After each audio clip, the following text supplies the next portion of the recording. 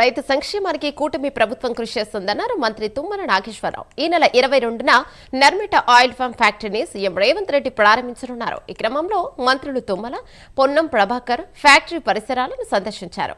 రైతులు ధైర్యంగా oil form పంట వేయాలని మంత్రి తుమ్మల సూచించారు. నర్మిటలో ఆయిల్ ఫామ్ ఫ్యాక్టరీకి గతంలో ప్రతిపాదనలు జరిగినప్పటికీ 300 కోట్లు కేటాయించి మంత్రి తుమ్మల పనులు పూర్తి చేయించారని అన్నారు. మంత్రి పొన్నం అయితే ఆయిల్ ఫామ్ ఫ్యాక్టరీ రూపం తెచ్చిన మంత్రి తుమ్మలకు ధన్యవాదాలను తెలిపారు.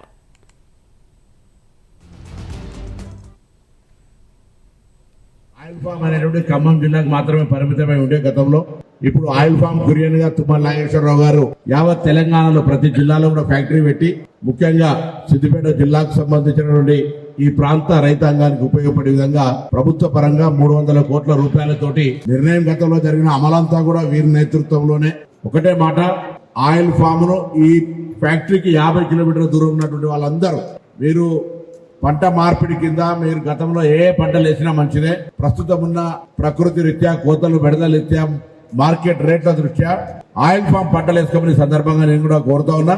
తప్పకుండా ఈ ఫ్యాక్టరీకి అయ్యేంత ఇప్పుడు ఎందుకంటే ఫస్ట్ ఫేజ్ లో క్వార్టర్ ప్రొడక్షన్ తోటి స్టార్ట్ చేస్తారో దీనికి హైయెస్ట్ కెపాసిటీ ఉంది. ఆ కెపాసిటీ పూర్తిగా ఉపయోగించుకునే విధంగా ఎక్స్పాన్షన్ పోయే విధంగా ఈ ప్రాంత రైతులు ఆయిల్ ఫామ్ ను వేయాలని కోరుతూ దానికి సంబంధించిన అన్ని చర్యల్ని అధికారులుగా ఈ ప్రాంత ప్రజాప్రతినిధిగా తీసుకుంటామనే మాట గౌరవ మంత్రి గారికి హామీ ఇస్తూ ఈ యొక్క ఆయిల్ ఫ్యాక్టరీకి కార్యరూపం తెచ్చినటువంటి మంత్రి గారికి ధన్యవాదాలు. ఆయిల్ ఫామ్ అనేటువంటి ఈ ప్రాంతంలో మా ప్రాంతంలో పండది అనేటువంటి అపోహ నుంచి తొలగించి ఆయిల్ ఫామ్ ను ఆదాయ మార్గంగా చూపెట్టినట్టు మీకు ధన్యవాదాలు తెలియజేస్తాను. తెలంగాణలో పండేటటువంటి పంట ఎక్కడా కూడా ఒక్క గెల కూడా నష్టపోకుండా రైతుకి కృషి చేసేటటువంటి ప్రాసెస్ చేసేటటువంటి విధానం ఇక్కడే ఉండాలని చెప్పి ఇక్కడే ముఖ్యమంత్రి గారిని అడిగి రిఫైనరీ కూడా ఇప్పుడు వరకు తెలంగాణలో రిఫైనరీ లేదు. క్రూడ్ ఆయిలే దీన్ని తయారు చేస్తుంది. క్రూడ్ నుంచి మళ్ళీ బయటికి వెళ్ళి బయట రాష్ట్రాల్లో వాళ్ళు తీసుకెళ్లి రిఫైన్ చేసి మళ్ళీ మనకి విజయ బ్రాండ్ తోటి మనకు అమ్ముతున్నారు. ఆ పరిస్థితి కూడా ఉండకూడదని చెప్పి రిఫైనరీ కూడా ఆ రోజే శంకుస్థాపన చేయాలని నిర్ణయించుకున్నాం. అది కూడా సుమారు 40 కోట్ల రూపాయలు అవుతుంది.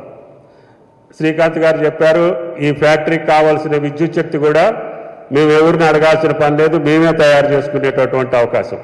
అంటే మన రైతులు పండించినటువంటి గెలల నుంచి వచ్చేటటువంటి వేస్ట్ ఏదైతే ఉందో ఆ వేస్ట్ ద్వారానే పవర్ జనరేట్ చేస్తాం.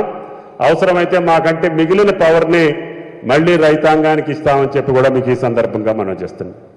కాబట్టి నా కోరిక ఒకటే, కలెక్టర్ గారు చెప్పినట్లుగా క్రాప్ డైవర్సిఫికేషన్ కాకపోతే భవిష్యత్తులో రైతాంగం బాగా నష్టపోతుంది.